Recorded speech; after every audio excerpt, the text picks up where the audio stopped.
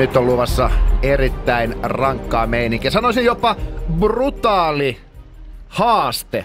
Se on nyt heitetty. Nimittäin 6. päivä syyskuuta, eli 6.9.2014 järjestetään Helsingin Kaisaniemessä Tough Viking-niminen juoksukilpailu, joka on siis äärimmäisen vaativa tämmönen estejuoksukilpailu. Siis siinä ei ainoastaan juosta 12 kilometriä, 12 kilsaa on tämän radan pituus, vaan tämä juoksureitti sisältää myös 15 erilaista, mitä siis mielikuvituksellisinta, mielipuolisinta estettä. Kyllä, siellä on vesiesteitä, joissa uidaan sekä jäävedessä että mutavedessä. Siellä on tuliesteitä, siellä on piikkilankaa.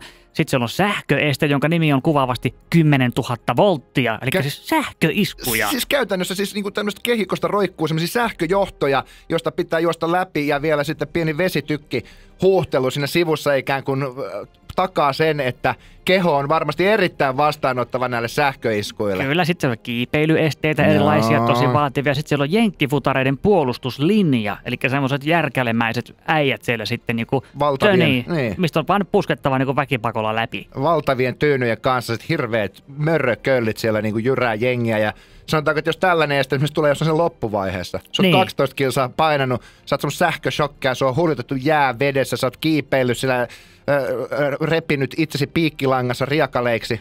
Tämähän on siis niinku...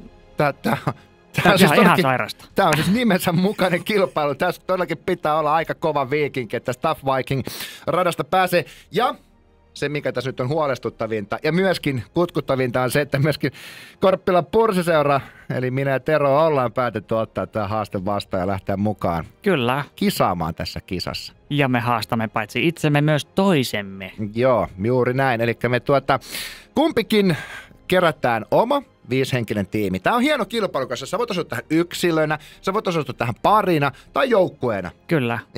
Eli kaikenlaiset kombot on niin kuin sallittu. Me tullaan Teron kanssa kumpikin keräämään oma 5-henkinen joukkue ja hiotaan täydelliset treenistrategiat ja tosiaan myöskin meidän kuuntelijoilla, eli teillä rakkaat purseuralaiset, on myöskin mahdollisuus päästä mukaan näihin meidän joukkueisiin. Miten se sitten onnistuu, siitä tulee lisää infoa tuossa myöhemmin, eli kannattaa pysyä tosiaankin taajuudella, niin kerromme kyllä lisätietoja sitten tähän liittyen. Todellakin, ja tästä löytyy siis paljon tietoa. Menet vaan osoitteeseen nrj.fi, niin sieltä löytyy Tough Viking-banneri.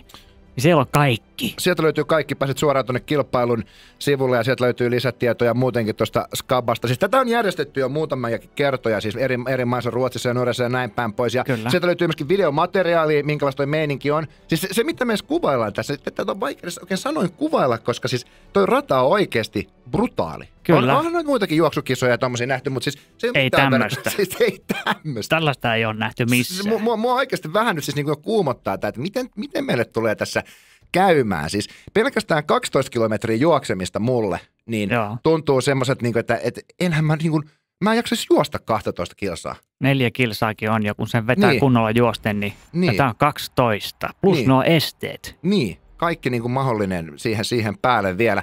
Mä niin mietin, että miten tässä nyt lähdetään sitä treenaamaan tätä varten. Kun sä oot kuitenkin, mä tiedän, sä oot tommonen juoksija rakenteinen. Sä oot tommonen notkea ja tommonen niin kuin hyvin tommonen, miten sä nyt sanoisin, kimmoisa, liikkuva, kissamainen rakenne, kun mä oon ehkä enemmänkin tämmönen pötikkä. Niin mulla saattaa se juokseminen onnistua, mutta sitten kun tulee nämä amerikkalaisen jalkapallon pelaajatyypit siihen, niin saatat niistä päästä aika hyvin läpi. Mutta jos mä selviän niin yhdestä, jos mulla on niin vahvuuksia yhteen 15 esteestä, niin se. Mutta tässä on myöskin paljon tämmöisiä esteitä, jotka vaatii tiimityötä, eli esimerkiksi kaikenlaista niin esteiden yli kiipeä, että sä yksinkertaisesti pysty kiivetä niiden yli yksin. Aivan. Niin kyllähän niissä tarvitaan sitten myöskin joukkueessa, myöskin jäseniä, joilla on voimaa nostaa kaveria ja näin päin pois. Ehkä tässä sitten tulee tämä mun osaamisalue, eli ei mitään muuta kuin markkia, ja jatkaa vaan raakaa puntin riuhtumista.